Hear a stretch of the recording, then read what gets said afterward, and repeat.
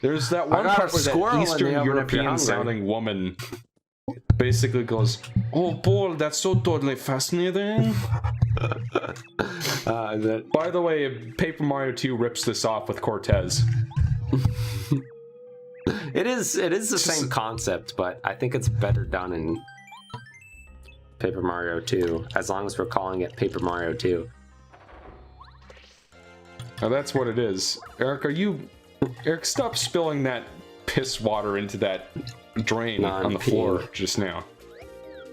I'm pouring some gin and tonic. It's ironic. I got the gin and tonic and she brought the chronic. So it's these Saturday, blue Pokies and I didn't even are have basically to use like regular my AK. Pokies, except they're poisonous.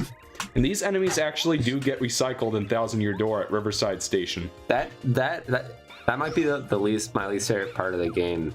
That station part of that. I know that chapter is probably like arguably the most interesting, at least.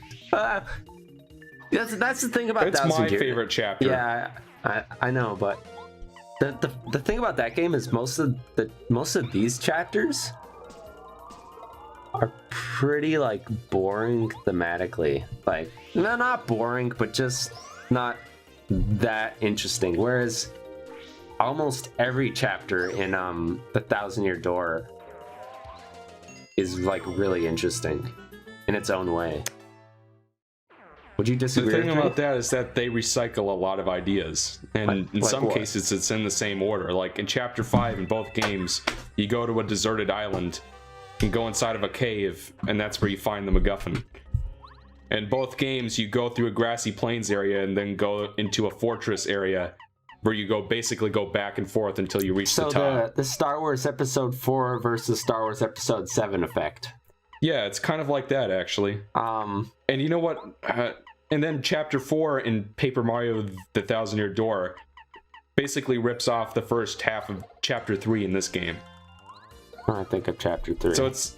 And the first half the most original... The most original chapter in... What do you mean? Like, there are a couple of original ones.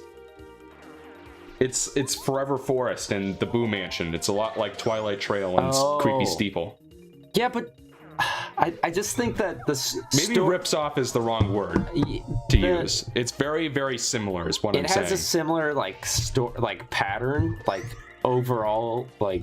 I think it's actually worse because they make you backtrack Twilight Trail like 5 times. Specifically story-wise, and it's hard. I mean, it's hard to do without saying spoilers about this game. And I would agree with that. Like, I think that in terms of story, each of the chapters in Thousand Year Door is much more interesting than the Boo Mansion with what's going on in the town. I guess. And the whole guy whose name you don't know. In terms of what happens in the chapter story-wise, I would agree that for the most part, every they're single more chapter, interesting. even if it has like a similar pattern of events, what actually like the details of it are so much more compelling and interesting. I personally think. I don't think they're super. I would say that they're maybe slightly better. I don't think that it's like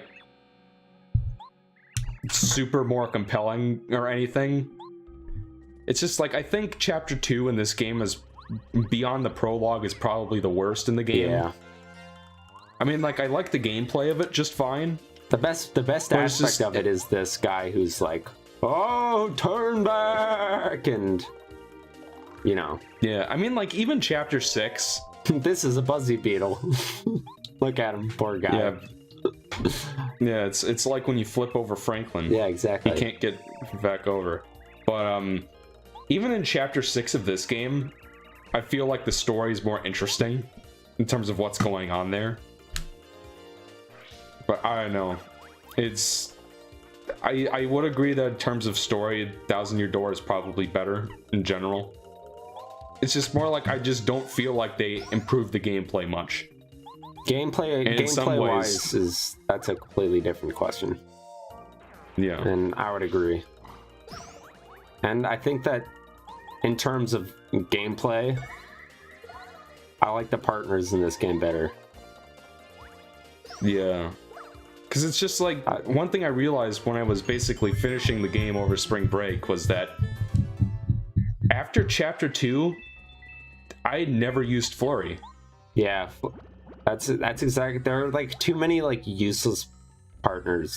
I mean, it's not that you don't like come to depend on like one or two partners in this game basically, but it's just like once I got Bobbery, I used them all the time, because one thing that I also really dislike about Thousand Year Door is that they have this stage gimmick where like floodlights will fall on you and hurt you, or the backdrops will fall on you, and you know, like at that point it's just kind of cute and it can damage the enemies too, so it's like whatever. But once you level up a certain amount, it upgrades to like stage class B or something like that, and that's when it starts to get annoying, because like every once in a while it can stun you and stuff and like really get in the way. But and the thing that I really hate is that sometimes this random mist will just show up. Yeah, and then that miss. Basically means that your attacks will hit half of the time. Yeah. And that's really annoying when you're in the middle of fighting a boss. And the only way to get rid of the mist is with Bobbery. And even then, only sometimes will it get rid of the mist and hurt the enemy you're attacking at the same time. I totally forgot about the stage aspect of Paper Mario too. And it's cute. It's nice that there's an audience, and like that's how you're refilling your special moves and stuff. I don't mind that. What I do mind is how it gets in the way of the pace of the battling. Yeah. And that's I prefer just not having it. It feels a lot more arbitrary. Yeah. And like RNG than like. And it's just, I want to make it clear again that Thousand Year Door is a great game. It's just there are a couple of things about it I'm not a huge fan of. I think it does some things better and it does some things worse. Yeah.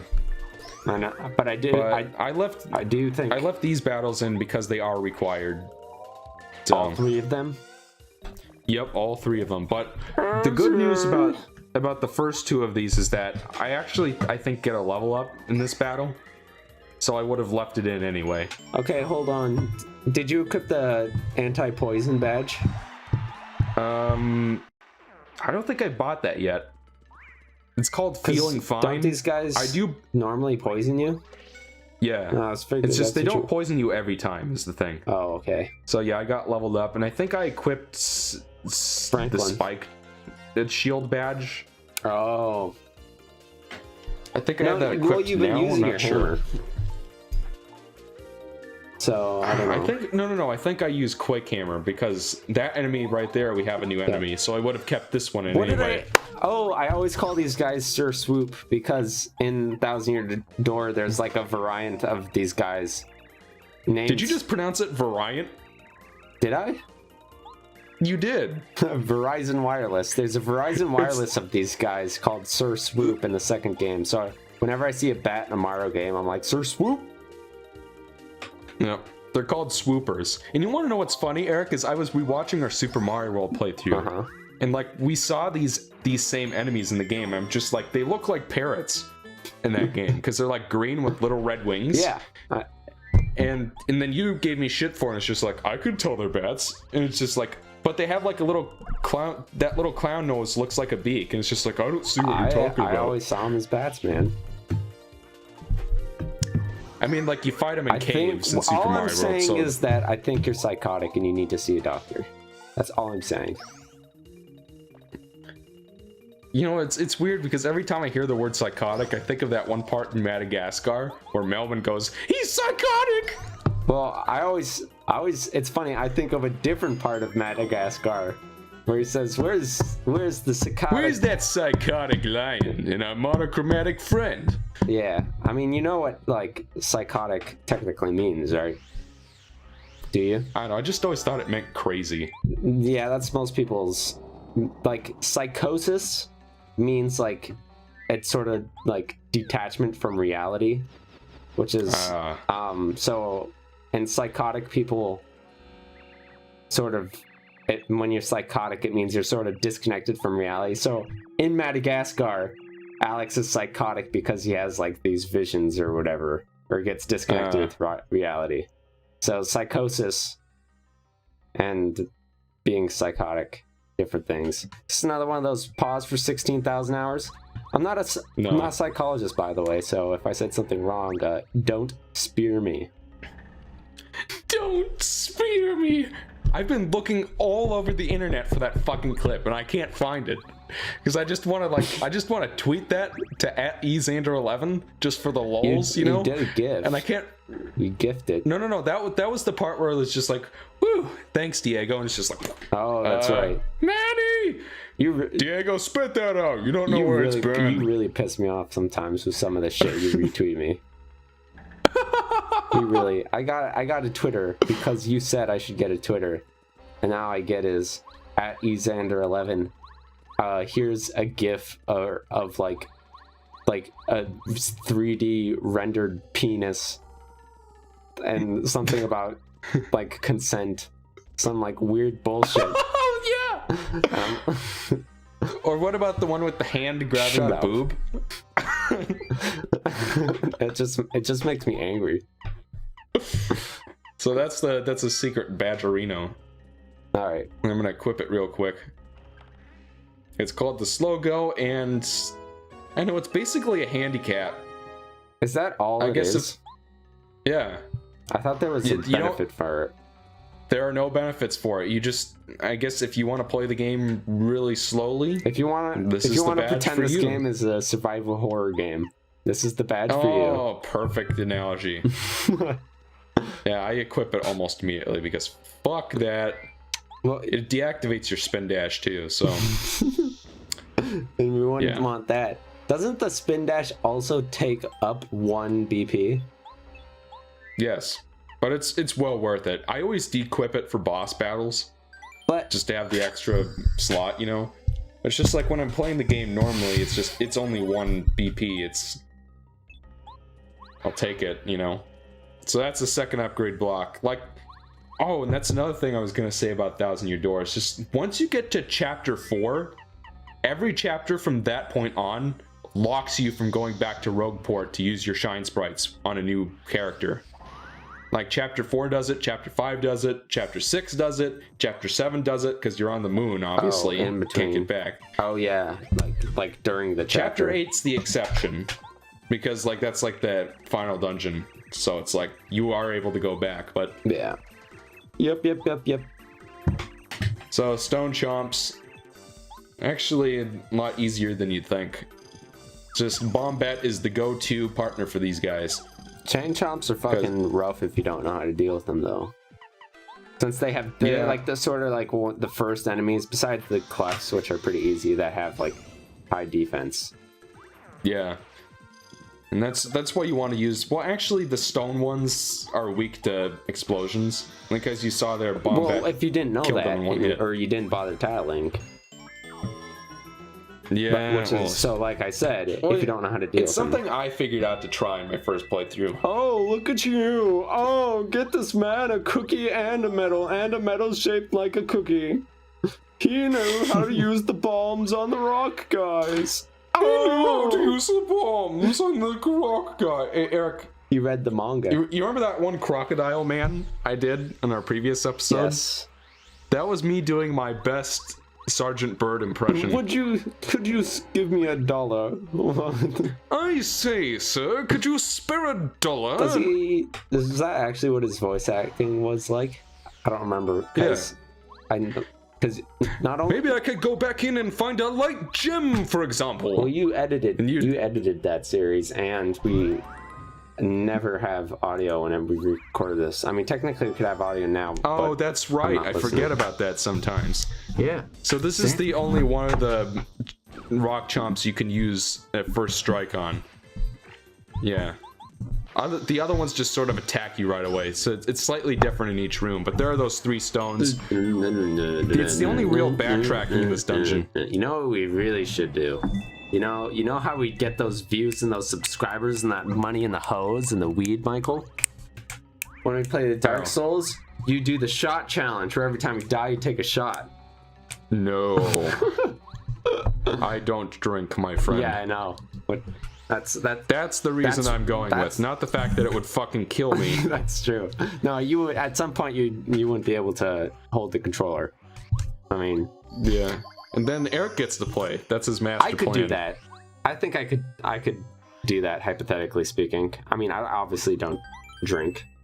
Are there any bosses in the game that are like the Man-Eater from Demon Souls? I still have yet to be able to play Demon Souls because I don't have a PS3. And of course, Bloodborne. Yes, we do. Yeah, I mean, like, you don't have it with you at college. Yeah, fucking exactly. How am I supposed to play it? And of course, I have to like order Demon Souls, like via the mail. But I do want to play Demon Souls. Have you been watching King K's videos? His Souls videos, yeah. Alright. Yeah, that's what I meant. Did you watch him? I haven't watched the Dark Souls 2 video yet. By Did the you way, watch I've Dark played Souls this game 1? so many times that I've memorized did you where the watch Dark stones Souls go. 1? Yes. So you know stuff about it. Yeah, I do know stuff about it. Do you know... friend. Wait, I don't know how much he reveals, though.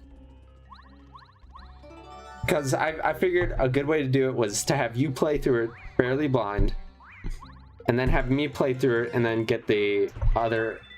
and show you some other stuff that you can do. That's pretty interesting. And I can play through it really fast. How long is it? Because it's an open world game. Well, let's... That little map in the background tells you where the stones are. Well, the thing about Dark Souls is, let's look at how long to beat. Perfect resource.